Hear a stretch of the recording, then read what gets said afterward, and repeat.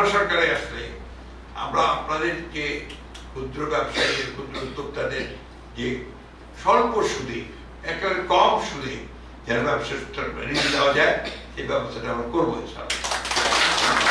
যে আপনি জানেন যে unless you cry for it আপনাকে কেউ কিছু দেবেন না, আপনাকে আপনাদের কথাগুলো জোরে বলতে হবে।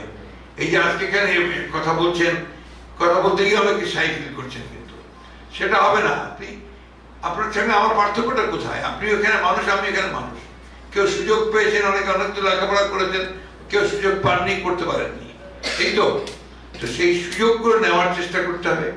আপনাদের স্কুল যেন প্রত্যেকটা জায়গায় তৈরি হয় আপনাদের এলাকাগুলোতে, সেটা নিশ্চিত করতে হবে। সেটার জন্য নেতৃত্বকে সবচেয়ে অগ্রণী ভূমিকা নিতে হবে। আমরাও যে আজকে এই জায়গায় এসেছি, আমরা তো এমনি চলে আসিনি, আমরা কিন্তু একটা লড়াইয়ের মধ্যে দিয়ে এসেছি। আমার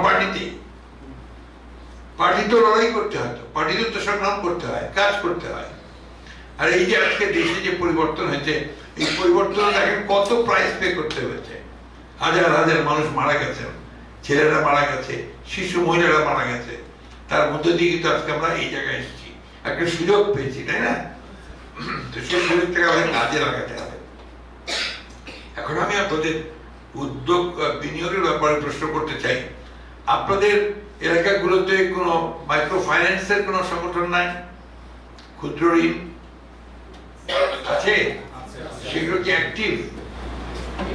সেগুলি অ্যাক্টিভ না স্যার, ওই তারপরে ওনার হাই স্কেল ও ইন্টারেস্ট খুব হাই, ওটাতে আপনারা ঘুরে উঠতে পারেন। আচ্ছা, যারা এখানে শহরে বিনিয়োগ করতে চান আপনার পার্লার বা অন্য কোনো কিছুতে, এখানে কোনো সেই ধরনের সুবিধা নাই? আচ্ছা, আমি এগুলো নিয়ে কথা বলছি একটু।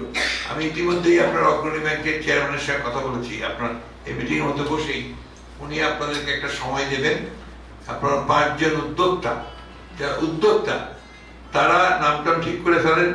5 জন উদ্যোক্তা আমি টাইম দিলে আপনারা সেই সময় গিয়ে আপনারা তাদের সঙ্গে দেখা করবেন, যে তাদের যে সেল আছে তাদেরও আপনার ক্ষুদ্র ব্যবসায়ীদেরকে সহযোগিতা করার কতগুলো ব্যবস্থা আছে, সেগুলো যদি আপনারা করতে পারেন না সেটা দেখবেন।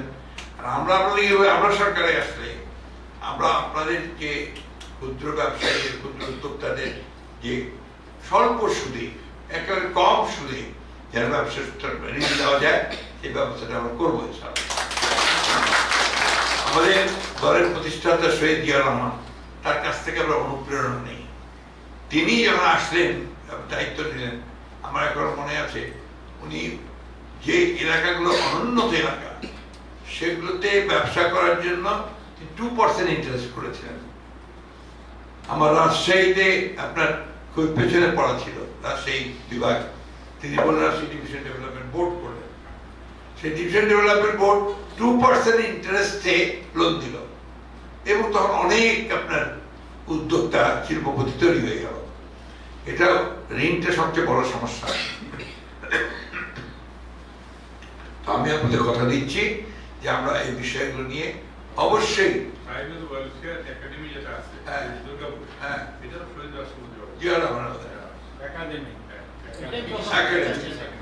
এই বিষয়গুলো কি আপনার হয় কি, যারা সত্যিকার অর্থে জাতীয়তাবাদে বিশ্বাস করে, যারা সত্যিকার অর্থে মানুষের কল্যাণ চায়, দেশের কল্যাণ চায়, বিভিন্ন গোষ্ঠীর কল্যাণ চায়, তারা এই কাজগুলো করে।